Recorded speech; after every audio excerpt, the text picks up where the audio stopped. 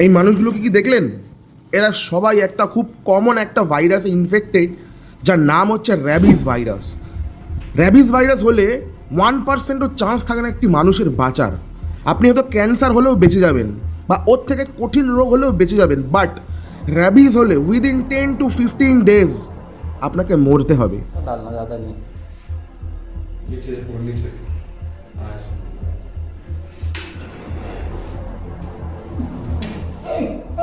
নমস্কার, আমি সৌভিক। আমি একজন প্যারামেডিক্যাল স্টুডেন্ট আর ক্রিটিক্যাল কেয়ার ইউনিট টেকনোলজির সেকেন্ড ইয়ার স্টুডেন্ট। আজকে আমি এই র্যাবিস ভাইরাস নিয়ে এইটাতে কতটা খতরনাক, কতটা ডেঞ্জারাস, আর প্রত্যেক বছর 1,00,000 থেকে 2,00,000 মানুষ এই র্যাবিস ভাইরাসে নিজের প্রাণ হারাচ্ছে শুধুমাত্র কিছু কিছু ভুলের জন্য।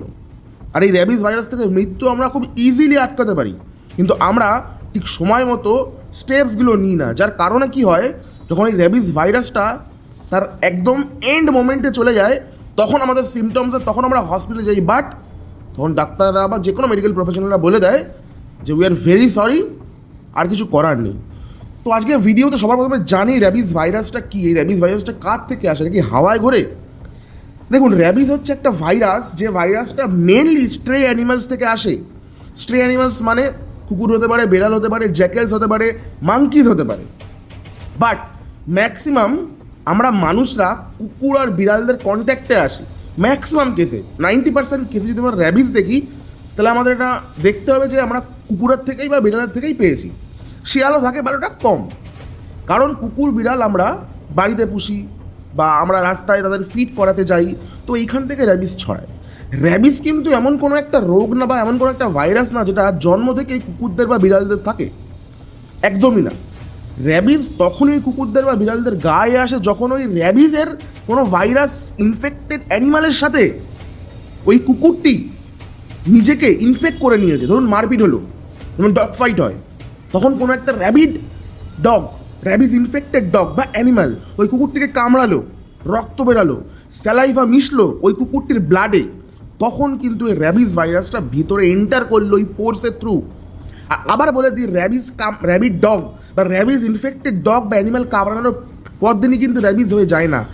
এর মূলত দুটো পিরিয়ড থাকে। একটা পিরিয়ডের নাম হচ্ছে ইনকিউবেশন পিরিয়ড, আর একটা হচ্ছে ম্যানিফেস্টেশন পিরিয়ড। এই ম্যানিফেস্টেশন পিরিয়ড হচ্ছে সেই পিরিয়ডটা যখন আপনার বডি আপনাকে সিমটমস দেবে। কী কী সিমটম? জ্বর আসতে পারে, হাত পা কাঁপতে পারে, আপনার ভিতরে কনফিউশন হচ্ছে, আর মেন যেগুলো খুব ভয়ঙ্কর সেগুলো হচ্ছে হাইড্রোফোবিয়া, জলে ভয়, এরোফোবিয়া, হাওয়ায় ভয়, এনগালফোফোবিয়া। আপনি কিছু গিলতে গেলে ভয় পাবেন, বডির ভেতরে একটা অমানবিক অস্বস্তি ফিল হবে আপনার, আপনি কিচ্ছু ভালোভাবে করতে পারবেন, আপনি শুতে পারবেন না। এইগুলো হচ্ছে ম্যানিফেস্টেশন পিরিয়ড, মানে যখন একদম লাস্ট। বাট ইনকিউবেশন পিরিয়ডটা আগে বললাম।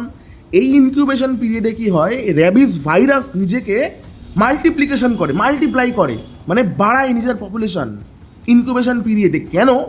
আমি হয়তো এর আগে একটা ছোটো ভিডিও দিয়েছি বা এটা প্রথম দেব। এই র্যাবিস ভাইরাস না nerve ending to nerve ending travel করে, বুঝলেন তো? মানে ধরুন এরকম নার্ভ আছে না, এই এন্ড টু এই এন্ড ট্রাভেল করে, এরকম করে করে প্রচুর নার্ভ আছে। আর এই র্যাবিস ভাইরাসের মেন টার্গেট হচ্ছে সেন্ট্রাল নার্ভাস সিস্টেম, আমাদের মেন বডির পাওয়ার আপ। এই সেন্ট্রাল নার্ভাস সিস্টেমে গিয়ে এই র্যাবিস অ্যাট্যাক করে। এই পুরো টাইমটাকে এই বডিতে ঢোকার পর মাল্টিপ্লিকেশন করলো, তারপর সিএনএসে গিয়ে ইনফেক্ট করলো, এই টোটাল টাইমটাকে আমরা ইনকিউবেশন পিরিয়ড বলি। Incubation period, INCUBATION, incubation period. এই পিরিয়ডটা 15 to 120 ডেজ কুকুরে হতে পারে, আর মানুষের ক্ষেত্রে অনেকের 1 বছর লেগেছে, অনেকের 6 মাস লাগে, অনেকের 3 মাস লাগে, অনেকের 1 মাসেই হয়ে যায়। এটা ডিপেন্ড করে আপ টু মানে এই ঘাটা কোথায় হয়েছে। যদি ধরুন কারোর গলায় কামড়েছে, এই গলা থেকে ব্রেন খুব কাছে, ধরুন কারোর পায়ে কামড়েছে, পা থেকে ব্রেনে উঠতে টাইম লাগে, এরকম করে ডিফার করে। বাট আজকের কথা হচ্ছে র্যাবিসে এত মারা কেন যায়?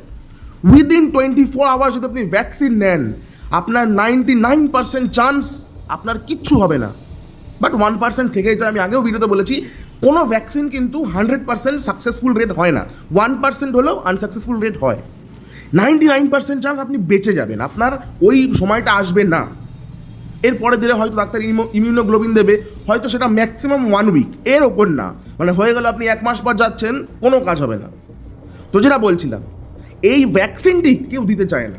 লোকে ভাবে এই বার্ড কুকুর কামড়েছে, বা রাস্তার ছোট্ট একটা বাচ্চা কামড়েছে, আপনি যদি ইন্টারনেট সার্চ করে দেখেন আপনি দেখবেন প্রত্যেক বছর লক্ষ লক্ষ মানুষের র্যাবিসে মারা যাচ্ছে।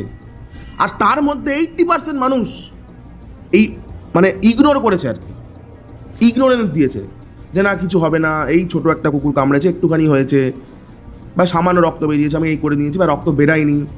আর র্যাবিস কিন্তু ঠিক তখনই হবে যখন এই লালাটা আপনার ব্লাডের সাথে মিশবে, তার আগে কিন্তু র্যাবিস হতে পারে না। তো আজকের এই ছোট্ট ভিডিওতে আমি 6 থেকে 7 মিনিটের ভিডিও হচ্ছে, আমি খুব ইজিলি বোঝালাম এটা কিন্তু আরও বড় জিনিস, অনেকটা বড় জিনিস। এটা নিয়ে প্রায় 1, 2, 3টে আমি ভিডিও বানাবো। তো আশা করি আমি বোঝাতে পেরেছি সবাইকে যে র্যাবিস ভাইরাসটা কি, এটা কতটা ডেঞ্জারাস। হাত জোর করে বলছি, যারা যারা ভিডিও দেখছেন, কুকুর কামড়াক, বিড়াল কামড়াক, বা আঁচড় দিক, রক্ত বেরিয়েছে বা রক্ত না বেরিয়েছে, আপনি সেফ থাকার জন্য প্লিজ ডাক্তারখানায় যান, ইনজেকশন নিন।